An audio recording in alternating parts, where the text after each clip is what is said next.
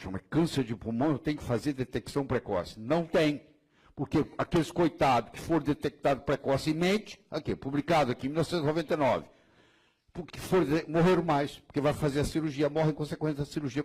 Cirurgia de pulmão não é brincadeira. Então morre da cirurgia, não do câncer. O pior deles todos, não tem explicação, não vale a pena fazer detecção precoce. Se o pior não vale a pena, você imagina os outros. Estou mudando o seu modo de pensar, eu sei que estou. Você vai sair daqui com outra visão. Andrew Carnegie e o John Rockefeller se juntaram e resolveram o seguinte: nós vamos dominar a medicina. Nós vamos fazer o seguinte: nós vamos criar um currículo médico que não existe nos Estados Unidos. Criaram o currículo médico. E nós vamos dar dinheiro para as faculdades. E foram dar dinheiro para as faculdades. Eles chegavam numa universidade e falavam: nós queremos doar tanto, porque eles tinham milhões e milhões e milhões para doar. Tem que doar tanto. Só que vocês têm que fazer duas coisas. Só duas coisas que nós queremos. Que você adote o currículo médico, que não tem homeopatia, que não tem osteopatia, que não tem naturopatia, tem nada, só tem a alopatia. E você vai deixar um dos nossos elementos ser parte do seu board of directors, ser um diretor, participar das suas reuniões, porque eu quero saber como é que o dinheiro está sendo gasto. Ah, perfeitamente. Com isso, eles dominaram a medicina inteira e fizeram essa lavagem cerebral que você sofreu na faculdade. E aí os Estados Unidos fez, o Brasil copiou e acabou. Então tinha, sei lá, 25 faculdades médicas de homeopatia, fecharam todas, só ficaram 2 nos Estados Unidos. Tinha não sei quantas de osteopatia, fecharam todas, só ficaram 3. Tinha mais não sei quantas, quase 100 de naturopatia, fecharam todas, só ficaram meia dúzia. E aí caminhou para isso que vocês estão vendo aí. Né? Chegamos aqui assim, com os advogados, que vêm agora por cima, se você não fizer dentro do riscado, se você não der quimioterapia, você pode ser processado. Mesmo você sabendo que não funciona, você é processado. Eu não estou querendo ser pessimista aqui, não. Eu vou mostrar para você tudo que é verdade aqui, e tudo que está publicado. Tá? E aí você vai ter uma ideia de como você pode proceder. Pelo menos você vai entender muita coisa que até então você pensava que era verdadeiro e não é. Nós fomos enganados, mais uma vez. Mais cedo, o senhor falou sobre a referência da mudança curricular na universidade... 1910. Exatamente. Qual a referência bibliográfica que o senhor teria disso, por favor? Eu posso te falar que você vai procurar o relatório Fleckner. F-L-E-X-N-E-R. O relatório Flexner, você vai encontrar. Na hora que você procurar o relatório, porque o relatório Flexner foi solicitado, Flexner era o nome de um cara que fez isso, Abraham Flexner. Foi solicitado pelo Andrew Carnegie e pelo John Rockefeller. Eles contrataram o Abraham Flexner para fazer o relatório. O relatório chama relatório Flexner, 1910. É muito difícil o indivíduo entender algo quando o seu salário depende do não entendimento desse algo. Não preciso falar quem está envolvido aqui, né? Mas os médicos que estão envolvidos nessas detecções precoces, eles vão achar que isso aqui é bobo, eles não querem acreditar nisso aqui. Porque vai depender do salário dele, depende disso. Eu espero. O que você vai fazer com essa apresentação? Isso é um wake-up call, é um despertar para você. Mas você precisava ter uma aula dessa para dizer: peraí, vou pôr o pé no freio. Não é assim, não. Eu tenho certeza que da hora que você entrou aqui hoje à tarde, agora, houve uma diferença, uma mudança no seu pensamento. Você agora sabe que essa detecção precoce é mais problema do que solução, tá? As propagandas enganosas sobre a mamografia visam convencer a mulher a realizar o exame. A promessa é o diagnóstico precoce do câncer de mama, que diminuiria as chances da mulher falecer em consequência desse câncer e de realizar uma cirurgia que retiraria suas mamas, a mastectomia. Mas a verdade é bem outra. Em primeiro lugar, a mamografia não conseguiu reduzir a mortalidade pelo câncer de mama. E segundo, aumentou mais de 4 vezes o risco da mulher sofrer uma mastectomia desnecessária devido ter um diagnóstico de um câncer que ela não tem, que é denominado de falso positivo. Em consequência, passando por radioterapia, quimioterapia em metade desses casos e outros tratamentos agressivos. Isso sem falar no risco potencial da radiação auxiliar a desenvolver o câncer na mama da mulher. Saiba os bastidores da guerra da mamografia. De um lado estão aqueles que querem divulgar os dados que a condenam cientificamente, e de outro estão aqueles que lucram com a mamografia e que não querem que a verdade seja conhecida. Antes de realizar sua próxima mamografia, saiba mais no link abaixo. Será que daí você vai realizá-la? Firme o nosso abaixo assinado eletrônico que defende a saúde e o direito à informação da mulher. Eu sou a doutora Lucy Kerr, CRM 20.963, que defende a saúde e o direito à informação científica correta sobre a mamografia, aquela que também é defendida por entidades sérias e confiáveis como a Cochrane e o Conselho Médico Suíço. Eu conto com você.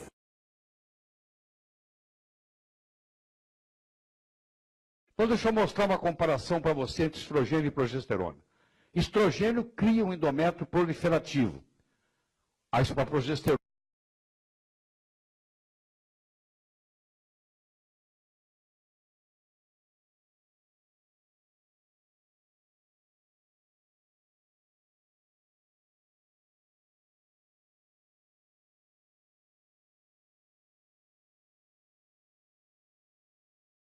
What are a group of some of the most powerful men in the country meeting in the forests of California to do secretly? Solve these problems? Booze? Hatch policy, political careers and deals in private? Have sex with the male waitstaff? Well, the latter three are actually what the allegations are that have been made in the past about the goings-on at Bohemian Grove. It's the stomping ground of the Bohemian Club, which critics have called Bilderberg West. Now, the club in this retreat has been around for more than 100 years. It's attracted in the past presidents from Taft and Hoover to Reagan and George Bush, father and son, along with actors, business leaders, and sometimes protesters on the outside. Now, this story really doesn't get much play. One big exception is our guest, Alex Jones. He is one of the members of the media who have infiltrated Bohemian Grove himself. In 2000, in fact, he sneaked in and filmed the cremation of care ceremony, as it's called. Take a little look at that.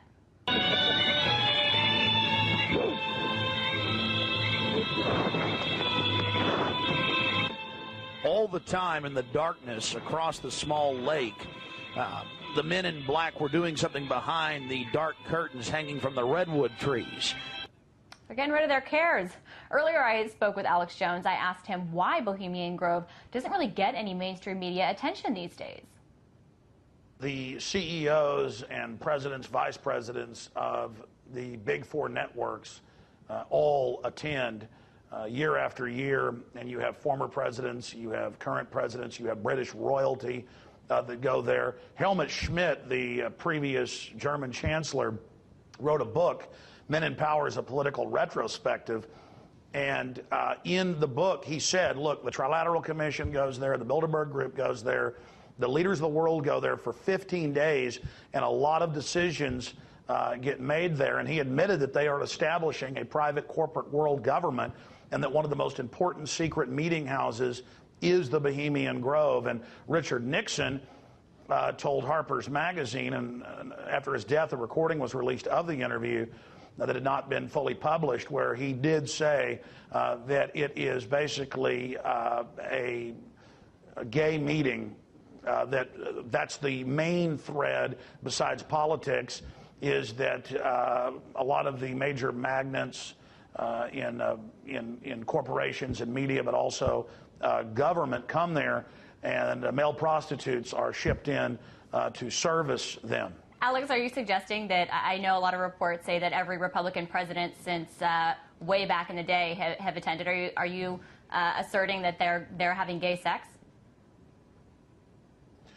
Well, I know that Vanity Fair has reported on the fact that their reporter got arrested there, and their report talked about the homoerotic trappings. I know that when I was there, I was being whistled at and followed around like it was a Looney Tunes Pepe Le Pew cartoon, and I was the cat to the point of I had to just hide in the woods until it got dark so I could videotape the ritual. What do you mean? Tell us about that. What happened to you? What did they do to you? Who was whistling at you? You would be walking down the forest paths on the 2,700-acre retreat that's in a gorge, and you would have men start walking up to you and saying, "What are you doing? What camp are you part of? You want to come party with us?" You'd have people whistle at you. And I was even pretty naive then. I mean, I snuck in. Once I got in, I tried to stay away from crowds of people, but they were still coming over. And there have been other reporters. Spy magazines reported on it. As I said, Vanity Fair has talked about the fact. I mean, any reporter that actually gets in there is approached. And they didn't come over and say, "Hey, we want to have sex with you right now." It was just, "Hey, let's have some fun," and being whistled at. And so that is a large overtone of it. But my main issue is that the Bohemian Grove actually has released some of their annals now through Berkeley and other universities, Sonoma State. And they brag that they hatched the Manhattan Project there for the atomic bomb. They brag that they got government and industry together for that. The Star Wars SDI program in the 80s.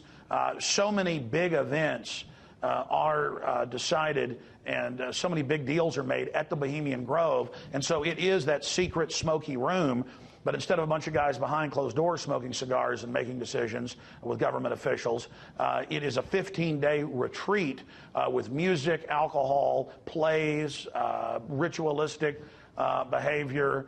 And the men then also leave the Grove and go to the nearby town and visit with female prostitutes that are flown in from all over the world. So that may be one reason there's such a gay overtone in the whole thing, is that it's only men allowed inside the Grove. Now, because of threats of lawsuits and things, some women are allowed in food preparation. To work there, right. Right, Alex, let me get in here for a second. I think that some of the stories, too, said that those instances, I think a prostitute was interviewed, this was a while back, saying that that's more of the rarity or the exception. Hoover, though, called it the greatest men's party, and that it was just a lot of fraternal fun. So, Peter Bergen, who you confronted about it, said that everybody was very gentlemanly. So a lot of different reports about what exactly is going on. Your experience certainly is interesting. But as far as concerns over the business and political dealings going on there, because that is one of the bigger concerns, and you mentioned the Manhattan Project, that's one that's been widely cited. Others that I've seen are that Reagan and Nixon kind of had private conversations in which Reagan agreed he wouldn't run for president so that Nixon could, and Nixon said that he gave a speech there that he believes kind of launched his political career. But what about any more recent examples of things that are going on there that concern you as far as the policy or political careers being made behind closed doors and not open to the public? Well, you talked about the fact that the dominant media of the United States, the old line dinosaur media, really doesn't talk about Bohemian Grove very much. There was an exception in 2000, right after I got back from the Grove. The announcement was then made on CNN later that the decision for Dick Cheney to be George W. Bush's running mate was made at Bohemian Grove, and that was said on CNN. And when I confronted David Gergen at the RNC convention in 2004 in New York, I was very polite, but I brought up the rituals, and he said, "Listen, if you were inside the Grove, you weren't supposed to talk about that." And I said, "No, I snuck in." At which point, the Karl Rove of 5 previous administrations blew up at me and got in my face, something David Gergen has never been seen to do in the 5 administrations that he's worked with and thousands of media interviews. So this is a big deal to them. They wait for decades on a waiting list to get into it, and major decisions are being made there outside of the Democratic processes. So this is one of the main meeting houses for 15 days. I mean, why would How did they get off work Extremely for so long? powerful people. Why would these heavy hitters, the most powerful people in the world, travel and spend weeks together for just a party? It is a partying atmosphere where they try to cement the elite together and basically create a consensus for an agenda. And I've had several of the widows of Bohemian Grove members send me their internal annals that you can actually buy from collectors that are thousands of dollars a piece. I have several of these, and in there, there is a very pro-world government, anti-national sovereignty sentiment running through it. And so that's why it's important, is that so many big decisions are being made, and they bring the media, the top Hollywood people together, the head of banking, the academia, with government, and basically it is a huge networking event where they try to cement this global agenda. Really quickly, though, I know one of the things is that reporters have traditionally been kept out, but you're saying that now the media has a role there? Well, by reporters being kept out, uninvited reporters. I am the only reporter to ever get in and get out, and that's because other reporters are greedy. They try to sneak in and hang out and hide in the woods, for days. They try to come up and ask people questions, and then they always get arrested. But are you saying that people that are in the media are there now and are a part of this gathering now? Yes. Yes, just like Bilderberg will have the major editors of several large newspapers and TV networks at their events. The same thing's going on at Bohemian Grove, because Bohemian Grove has 1,200 members, more than 1,000 guests that are vetted and then allowed to come in. And so that's why you don't see a lot of reportage on Bohemian Grove in the news, is because the media is in on it. The media is there meeting with the power structure. Well, then that would imply that even if the media doesn't report on it right away, they're more privy to some of these private speeches that are going on. So then it would be a little bit more transparent, in theory. But we don't really ever see any examples of the ABC, CBS, NBC, Fox people that we know have gone there. I mean, not just the heads of networks, the heads of the conglomerates that go there and are members. You don't really ever see them talking about what goes on at the, quote, lakeside chats where world leaders basically speak to the crowd and try to sell them on their ideas. Sometimes many years later, the Grove, to brag, will choose to release the text of a lakeside chat that happened a decade before, just to show how they basically charted much of the world's destiny. That's a good point. Well, not that I'm saying that it charted the world's destiny, but a good point that you made it earlier. But I wanted to, you compared it to Bilderberg, and that's a comparison that's been made. It's been called Bilderberg West. How do you compare the two? Yes, you could compare it to Bilderberg West, but it's bigger. Bilderberg only has about 125 members, maybe 20, 30 guests. Normally it's somebody like Bill Clinton, an obscure governor who 2 years later is president, or Tony Blair, an obscure member of parliament who 2 years after visiting becomes the Prime Minister of England. In 2007, Governor Rick Perry of Texas went, and we said then, look for him to run for president in 2012. I'm on record in my film, Endgame, Blueprint for Global Enslavement, covering that. And so Bilderberg is all about business and is just the top of the pyramid meeting to adjust any future plans. Bohemian Grove is a place where they bring the Council on Foreign Relations members, where they bring Trilateral Commission members, where they bring other bankers and CEOs who aren't quite in on the game and say, hey, let's drink, let's party, let's have whatever type of prostitute you want, male, female, we got it. Let's do some fun rituals. Let's engage in some bizarre Masonic / Luciferian rituals, and let's just, party. And then they go out and act like conservative men on television. But the truth is, for 15 days a year, they are running around with their hair on fire and their pants down. And again, it's Richard Nixon that said, I mean, if you want me to quote it, he said it's the most goddamn, I mean, is it all right if I quote Richard Nixon? Sure. You can pull it up. Richard Nixon said Bohemian Grove is the most goddamn faggy thing you've ever seen. And again, I don't, say that in a hateful way. That's what Richard Nixon said about it, but he went. And did you see men running around with their pants down? And their hair on fire? Okay, do you really want to know what I saw? Yes. I saw large posters up with men dressed as women outside of some of the camps, with Henry Kissinger bent over, simulating sticking his fingers in his rectum. All right. I don't really know where to go from here, except to thank you for coming on. Are you heading up there? I'm here talking to some folks that have info on what's going on at the Grove, and I'll just leave it at that. And again, you asked. I don't really, normally talk about stuff like that, so I told you. And yes, I did see, men pulling their pants down and urinating up against trees, but I think everybody does that in the woods. And we've heard I'm not that. saying everybody at the Grove. I'm not saying everybody at the Grove is a devil worshiper. Everybody at the Grove is visiting prostitutes. The point is that this is where the elite go to really go wild and relive their frat days. And they're a lot older and more decadent than when they were in college. All right. Well, thank you so much for coming in and sharing with us your personal experience. And we'll have to see if you do head up there or not, since you won't tell me. That was radio host Alex Jones.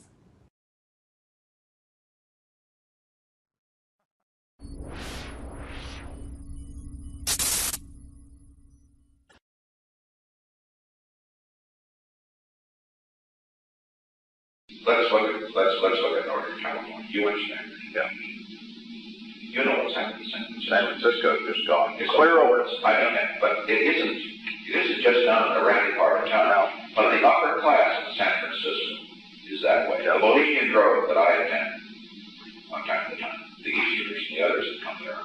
But it is the most faggy goddamn thing you will ever imagine in San Francisco crowd, because it's just terrible. I mean, I don't want to shake hands with anybody in San Francisco.